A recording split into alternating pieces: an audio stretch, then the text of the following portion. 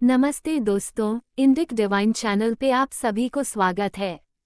जीव अपने कृत कर्मों का फल भोगने के लिए और मोक्ष की चाह में एक के बाद एक शरीर धारण करता और छोड़ता है। बुरे कर्म का नतीजा बुरा ही होता है।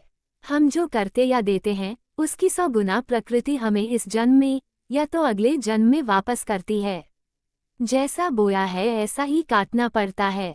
यही कर्म चक्र का सिद्धांत कहते हैं।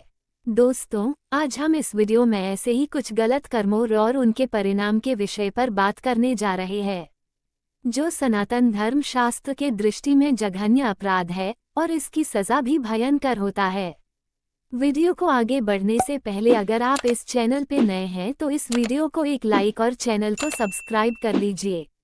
दोस्तों, प्रकृति में नर नारी के अलावा एक अन्य वर्ग भी है जो न तो पूरी तरह नर होता है और न नारी, जिसे लोग हिजड़ा या किन्नर या फिर ट्रांसजेंडर के नाम से संबोधित करते हैं। किन्नर शब्द से आमतौर पर हम सभी वाकिफ हैं। आदमी और औरत की तरह ही यह भी एक तरह का समुदाय है जो न ही स्त्री होता है और न ही पुरुष होता है। किन्नरों का जननांग कभी विकसित नहीं होते। किन्नरों के अंदर एक अलग गुण पाए जाते हैं। इनमें पुरुष और स्त्री दोनों के गुण एक साथ पाए जाते हैं। सदियों से किन्नरों के जन्म की परंपरा चलती आ रही है। पौराणिक कथाओं को अगर माने तो अर्जुन की भी गिनती कई महीनों तक हिजड़ों में की जाती थी, परंतु वह जन्म से किन्नर नहीं थे। मुगल शासन की बात करें तो उस वक्त भी किन्नरों का राज दरबार लगाया जाता था। शादी विवाह और खुशी के अवसर पर अक्सर आपने किन्नर को अवश्य देखा होगा, क्योंकि इन किन्नरों के बारे में ये प्रचलित है कि एक बार यदि ये किसी के सिर पर हाथ रख दें तो उसकी सोई हुई किस्मत जाग जाती है। और यही वजह है कि किसी भी अच्छे काम से पहले इन्हें नाच गाने के लिए आमंत्रित किया जाता है, जहां ये जाकर अपना आशीर्वाद लोगों को देते हैं। किन्नर समुदाय समाज से अलग ही रहता है और इसी कारण आम लोगों में उनके जीवन और रहन सहन को जानने की जिज्ञासा बनी रहती है।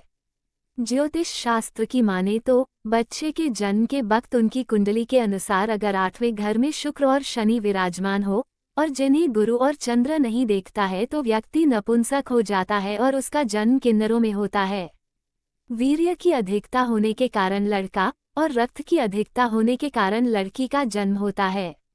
लेकिन जब गर्भधारण के दौरान रक्त और वीर्य दोनों की मात्रा एक समान होती है तो बच्चा हिजड़ा पैदा होता है। गरुड़ पुराण हिंदू धर्म के महापुराणों में एक है। इसमें जन्म, मृत्यु और मृत्यु के बाद की घटनाओं का विस्तारपूर्वक वर्णन मिलता है।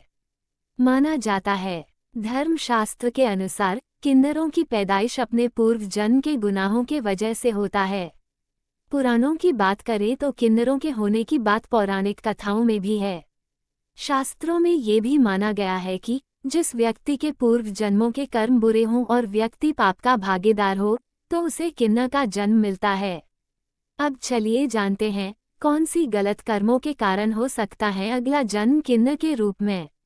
गरुड़ पुराण के अनुसार महिला का सम्मान न करने वाले, उनके साथ मारपीट और गाली गलौच करने वाले पुरुष अगले जन्म में नपुंसक यानी हिजड़ा बनते हैं। ऐसी शादीशुदा महिला जो किसी गैर मर्द के साथ संबंध बनाती है उसे नरक की यातनाएं भोगनी पड़ती है और ऐसी महिला अगले जन्म में छिपकली, सांप या फिर चमगादड़ के रूप में जन्म लेती हैं। उसके बाद मनुष्य योनि में आकर हिजड़ा बन के पैदा होके जिल्लतें भरी जीवन व्यतीत करके मरने के बाद उन्हें इस पाप से मुक्ति मिलती है। शास्त्रों में माना गया है कि जिस व्यक्ति के पूर्व जन्मों के कर्म बुरे हों और व्यक्ति पाप का भागीदार हो तो उसे किन्नर का जन्म मिलता है। लेकिन कहीं भी इस बात का उल्लेख नहीं किया गया कि किन्नरों का अपमान करना सही है और उन्हें निचले दर्जे का समझना चाहिए। अगर कोई भी व्यक्ति किन्नरों का सम्मान नहीं करता या उनका मजाक उड़ाता है तो शास्त्रों के अनुसार उसे अगला जन्म किन्नर का मिलता है और उसे भी इसी तरह के अपमान को भुगतना पड़ता है।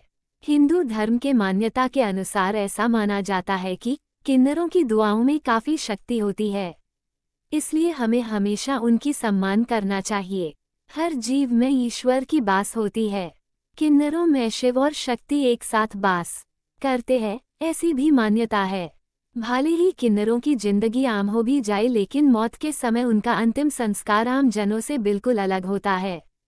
किन्नर समुदाय में जब किसी सदस्य की मृत्यु हो जाती है, तब उसकी लाश को जूते चप्पल मारे जाते हैं और किन्नर के दूसरे साथी उसकी मौत का जश्न मनाते हैं। कई लोग मानते हैं कि किन्नरों के पास एक विशेष शक्ति होती है, जिनसे उनको अपनी मौत का अंदाजा पहले ही लग जाता है। इस दौरान वह बाकी लोगों से अपने आप को दूर कर लेते हैं, कहीं आना जाना भी बंद कर देते हैं और खाना पीना भी छोड़ देते हैं। आपको बता दें कि किन्नरों को जलाया नहीं जाता बल्कि उन्हें दफनाया जाता है और इस दौरान उसके दूसरे साथी ये दुआ करते हैं कि वो वापस किन्नर समाज में कभी पैदा न हो। किन्नरों का अंतिम संस्कार अक्सर देर रात के वक्त किया जाता है।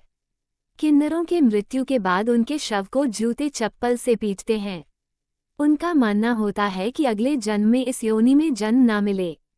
इसके अलावा अपने आराध्य देवता का बहुत ध्यान करते हैं और साथ ही साथ दान पुण्य भी करते हैं। ईश्वर से प्रार्थना करते हैं कि अगले जन्म में उसे इस नर्क रूपी जीवन ना मिले। साथ ही साथ उनके साथी किन्नर लोग 1 सप्ताह तक भूखे रहते हैं। आज की जानकारी यही तक। फिर मिलेंगे नई किसी जानकारी को लेकर। धन्यवाद।